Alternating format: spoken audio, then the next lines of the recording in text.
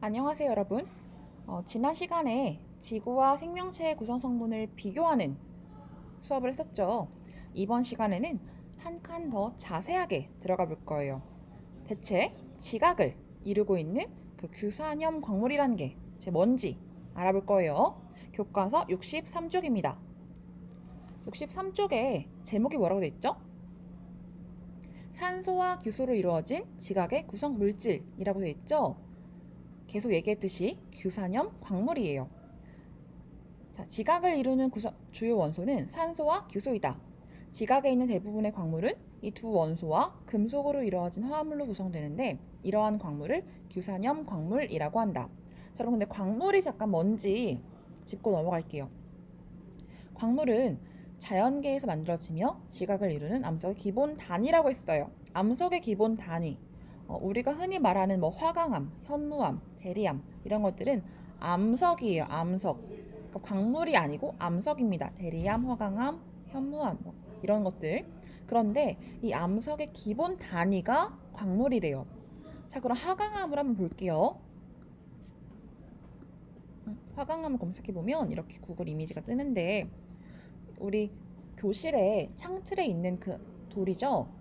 자세히 보니까 지금 여러 가지 동글동글한 네모난 이러한 입자들로 되어 있어요. 얘가 바로 광물입니다. 이런 것들이 하나하나가 다 광물이에요. 화강암은 석영, 장석, 흑운모라는 세 가지 광물로 이루어진 암석이에요.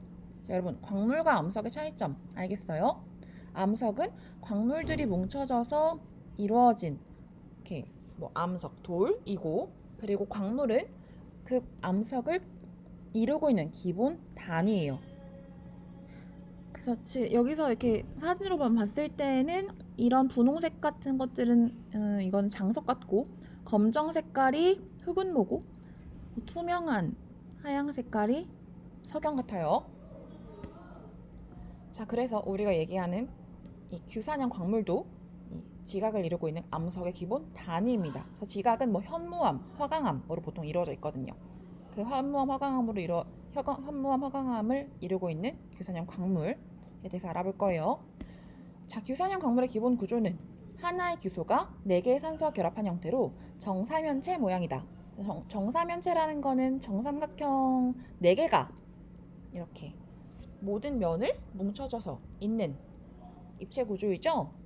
그렇기 때문에 이 하나의 규소와 4개 산소가 결합한 이 규산염 광물을 규산염 사면체라고 해요. 규산염 사면체, 얘가 정사면체 모양이기 때문에.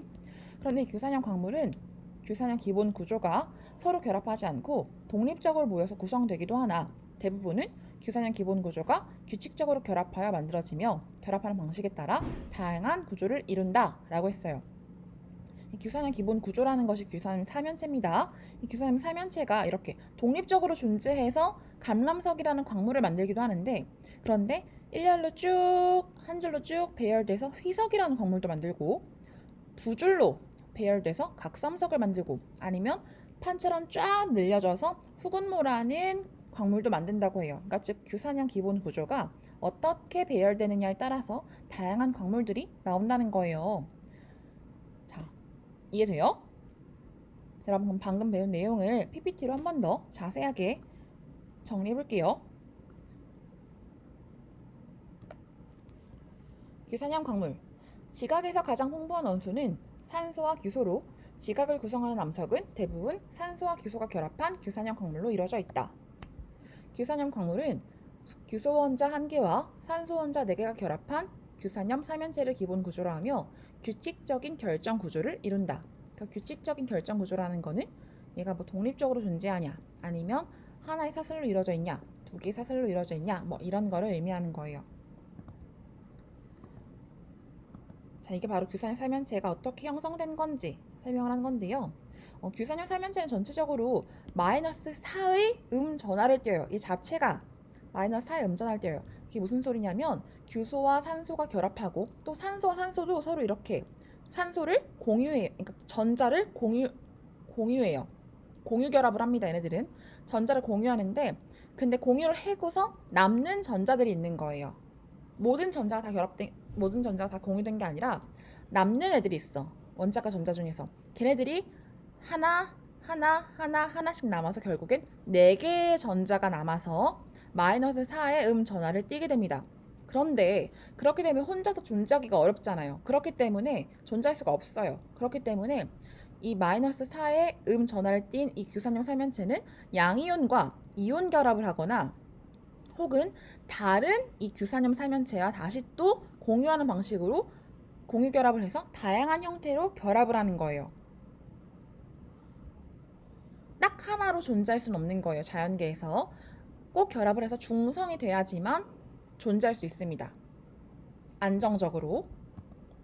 자, 그래서 어떤 식으로 결합을 하냐면 아까 교과서에서 맨 처음에 얘기했듯이 아무것도 결합하지 않고 그냥 독립적으로만 존재하는 거예요. 이런 경우에는 가운데에 다른 양이온들이 이렇게 하나하나씩 있어요. 이 규산염 삼연체가 규산염 삼연체끼리 결합하는 게 아니라 다른 양이온과 뭐 철이나 마그네슘 같은 다른 양이온과 이온 결합을 하는 형식으로 존재를 하는 거예요. 이런 것이 바로 감람석입니다.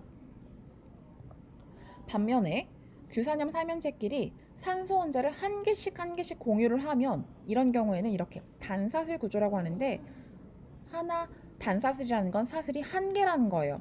단사슬 구조로 이루어진 것은 바로 희석이에요. 세 번째, 이번엔 복사슬입니다. 즉, 규산염 삼연체가 사슬을 2개를 이룬 거예요. 2개를 이뤄서 쭉 결합을 하면 이때는 각섬석이라는 광물이 만들어집니다. 네 번째, 판상구조. 규산염 삼연체가 산소 원자 3개를 공유해서 판 모양으로 결합하는 경우예요. 이럴 때는 흑운모 혹은 백운모, 그러니까 즉 운모류가 만들어져요. 이 운모류는 판 모양으로 결합하기 때문에 진짜 실제로 판 모양이에요. 그래가지고 이렇게 한 겹 뗄 수 있어요. 여러분 이거 중학교 때 혹시 봤어요? 한 겹 떼지는 거. 그리고 망상구조. 망상구조는 규산염 삼연체가 산소 원자 4개 모두를 결합해서 4개 모두를 공유해서 결합하는 걸로 망상구조, 이렇게 완전히 똘똘똘똘 뭉쳐져 있는 경우예요. 이건 아주 강합니다. 그래서 이것은 바로 석영이 이런 망상구조를 이루고 있어요. 이 석영은 아주 강하고 그래서 보석으로 쓰죠. 크리스탈이 바로 석영이에요.